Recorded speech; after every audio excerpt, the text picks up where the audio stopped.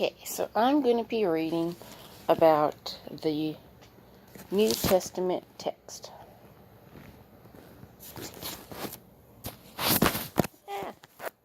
Oops, sorry y'all. There is more manuscript support for the New Testament than for any other body of ancient literature. Over 5,000 Greek, 8,000 Latin, and many more manuscripts in other languages attest to the integrity of the New Testament. There is only one basic New Testament used by Protestants, Roman Catholics, and Orthodox, by conservatives and liberals. Minor variations in hand copying have appeared throughout the centuries, before mechanical printing began about AD 1450. Some variations exist in the spelling of Greek words, in word order, and in similar details. These ordinarily do not show up in translation, but do not affect the sense of the text in any way. Other manuscripts' differences, such as omission or inclusion of a word or a clause, and two paragraphs in the Gospels, should not overshadow the overwhelming degree of agreement which exists among the ancient records. Bible readers may be assured that the most important differences in the English New Testaments of today are due not to manuscript divergence, but to the way in which translators view the task of translation. How literally should the text be rendered? How does the translator view the matter of biblical inspiration? Does the translator adopt a paraphrase when a literal rendering would be quite clear and more the point? The New King James Version follows the historic precedent of authorized version in maintaining a literal approach to translation, except where the idiom of the original language cannot be translated directly into our tongue. The King James New Testament was based on the traditional text of the Greek-speaking churches, first published in 1516, and later called the Textus Receptus, or received text.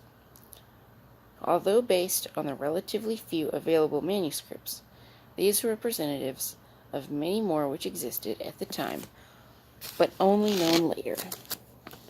In the late 19th century, B. Westcott and F. Hort taught that this text had been officially edited by the 4th century church, but a total lack of historical evidence for this event has forced a revision of the theory. It is now widely held that the Byzantine text that largely supports the Textus Receptus has as much right to the Alexandrian or any other tradition to be weighed in determining the text of the New Testament. Those readings in the Textus Receptus which have weak support are indicated in the center reference column as being opposed by both critical and majority text. See center column notes below. Since 1880s, most contemporary translations of the New Testament have relied upon a relatively few manuscripts discovered chiefly in the late 19th and early 20th centuries. Such translations depend primarily on two manuscripts, Codex Vaticanus and Codex Sinaiticus, because of their greater age. The Greek text obtained by using these sources and the related papyri, our most ancient manuscripts, is known as the Alexandrian text. However, some scholars have grounds for doubting the faithfulness of Vaticanus and Sinaiticus, since they often disagree with one another. The Sinaiticus exhibits excessive omission. A third viewpoint of New Testament scholarship holds that the best text is based on the consensus of the majority existing Greek manuscripts. This text is called the majority text. Most of these manuscripts are in substantial agreement, even though many are late and none is earlier than the 5th century. Usually their readings are verified by papyri, ancient versions, quotations from early church fathers, or a combination of these. The majority text is similar to the Textus Receptus, but it corrects those readings which have little or no support in the Greek manuscript tradition. Today, scholars agree that the science of New Testament textual criticism is in a state of flux. Very few scholars still favor the Textus Receptus as such, and then often for its historical prestige as the text of Luther, Calvin, Tyndale, and King James Version. For about a century, most have followed a critical text, so called because it is edited according to specific principles of textual criticism, which depends heavily upon Alexandrian type of text.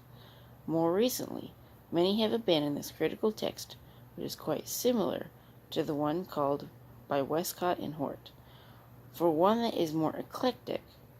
Finally, a small but growing number of scholars prefer the majority text, which is close to the traditional except in the Revelation.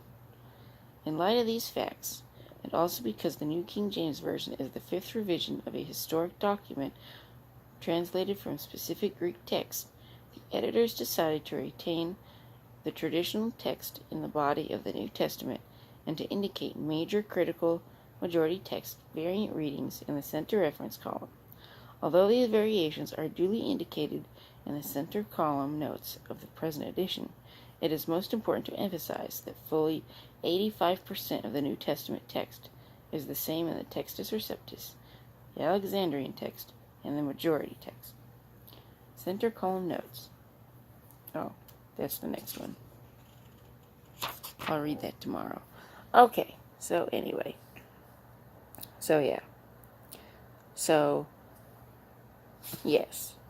People can make mistakes, but look at how many people, even in your own life, that God has used that they're not perfect people, but God has used to bring you closer to Him. So see, God can use anything. Anything at all. If He can use me, He can use anybody. Alright? So anyway, you guys have a good one. It's like 4:30 something in the morning. About 4:52. So anyway, I gotta be at work at 6. Okay, bye-bye.